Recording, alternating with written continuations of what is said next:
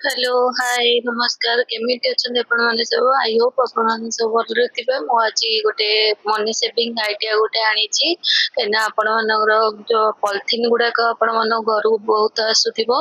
आ सेई गुडा को सब स्टोर करिया पई मो गोटे आइडिया अछि नेकी आसी आपण माने देखंतु मो ए आइडिया को आपण मान सहित शेयर करछि आपण माने ए आइडिया केमति कोन लागिला मते लास्ट को कमेंट करके जणेबे आपण देखंतु एठी मो गोटे एमती गोटे कुकीज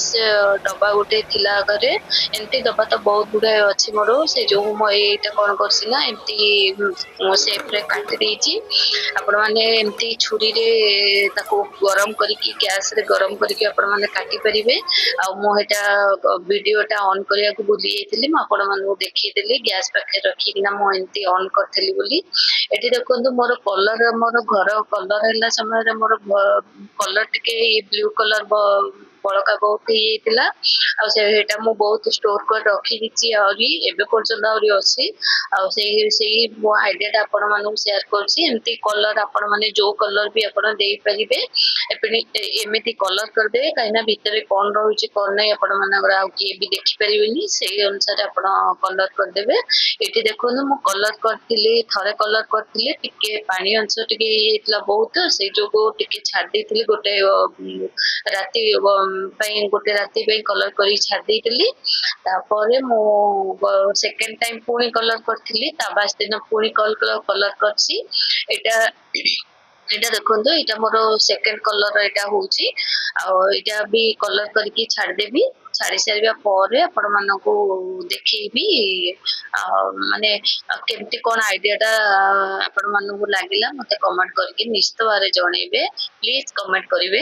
ଏଠି ଦେଖନ୍ତୁ ମୁଁ ଆପଣ ମାନଙ୍କୁ ସେକେଣ୍ଡ କଲର ବି ଆପଣ ମାନଙ୍କୁ ଦେଖେଇ ଦେଇଥିଲି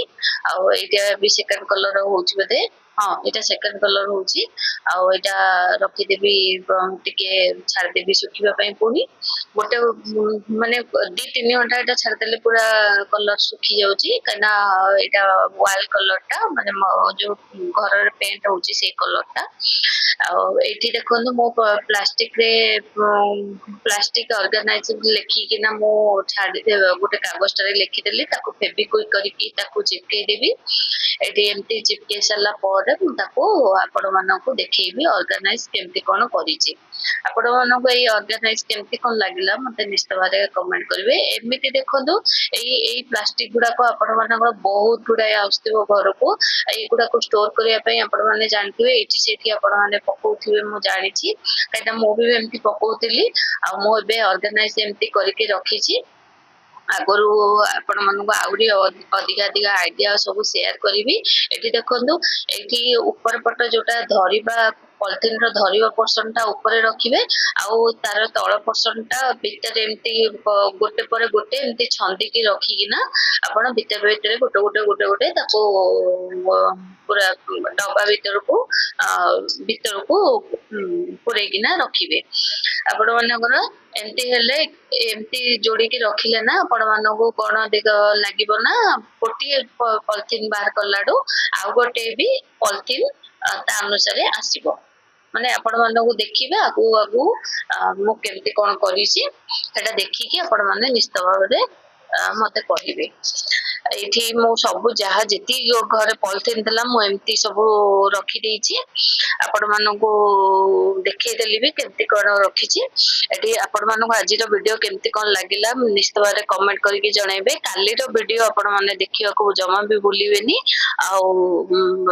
ପ୍ଲିଜ ଯଦି ଭଲ ଲାଗିଥିବ ପ୍ଲିଜ ଲାଇକ୍ କରିବେ ସେୟାର କରିବେ ଆଉ ସବସ୍କ୍ରାଇବ କରିଦେବେ ରହିଲି ବାଏ ବାଏ ଦେଖା ହବ ନୂଆ ଭିଡିଓରେ।